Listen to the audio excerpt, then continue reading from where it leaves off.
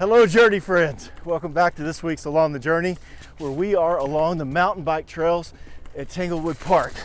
Wonderful park here in Forsyth County.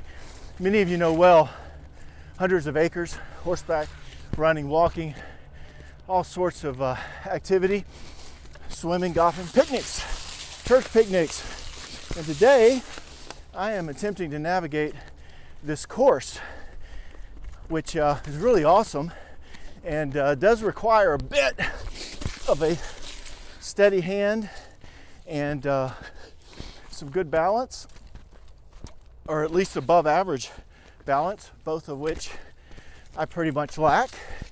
But it's pretty awesome. These turns, twists, ups and downs, obstacles, logs, kind of all kinds of stuff here.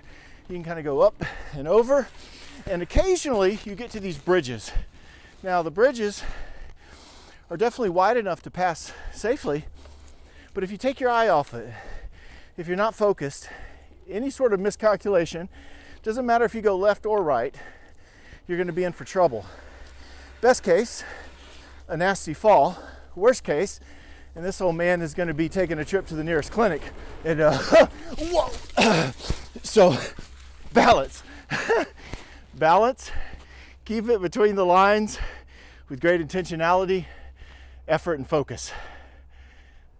And it's really that idea of balance, intentionality, focus, and effort that is at the heart of these next 4 units. The final section of the Journey Green Year, Section 6, this week, Unit 1, the pursuit of God-honoring parenting. And this idea of a biblically balanced parenting style and philosophy is going to be at the heart of training up our children, instructing them, correcting them, encouraging them, disciplining them. And I'll go ahead and qualify this section up front. Much like we did with the marriage material, this is for all of us, regardless of our age or stage. Whether we're parents, future parents, grandparents, aunts and uncles, neighbors, teachers, volunteers, we have the great privilege of speaking life into our children and those within our circles of influence, but especially those in our home, under our care.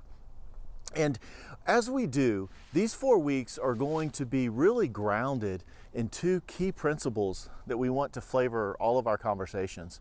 The first is found in what we refer to often as the Shema, Deuteronomy chapter 6, verses 4 through 9. The Hear, O Israel, the Lord our God, the Lord is one. Love the Lord your God with all your heart and your soul and your strength. But then it tells us to impress upon our children these commandments, God's word, to speak of them, instruct them day and night, morning, when you eat, when you get up, when you walk, at all times, creating a God-centered culture in our homes. So that's the one sort of flavor that we'll have across all of these units. The second is really the matter of the extremes, as I like to call them. See, it's some of us, or a prevailing parental style and philosophy is the extreme of pursuing the child's happiness at all cost.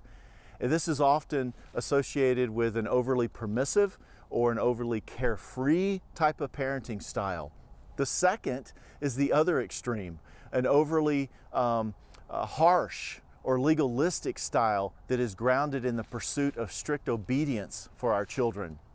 It really, much like this bridge, if you veer and skew to one side or the other, it really doesn't matter.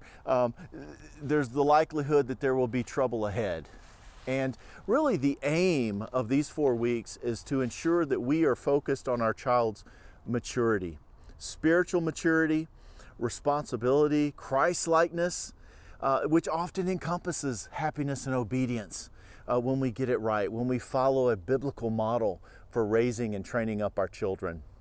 And that really is the responsibility as parents. It is to set free responsible disciple makers who are grounded in God's Word sooner rather than later. And we do that when the aim of our parenting every day, night and day, consistently, is that of Christ-like maturity. And so 3 key points this week for your group to consider. The first point of emphasis this week is in your truth section.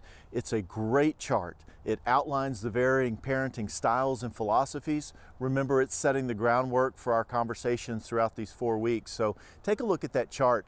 Secondly, in equipping, it's really the reflection on your own childhood, the parenting styles for which you were trained up and raised. Talk about that, share that, and then look at the case studies that are provided and share your responses to those.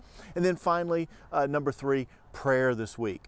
As so critical all of these weeks, but praying for our children, for the children of members in our group, our grandchildren, our nephews and nieces, really praying for grace, for perhaps your own parenting past and history, forgiveness, grace for other parenting styles that are still biblically balanced, yet vary from your own style.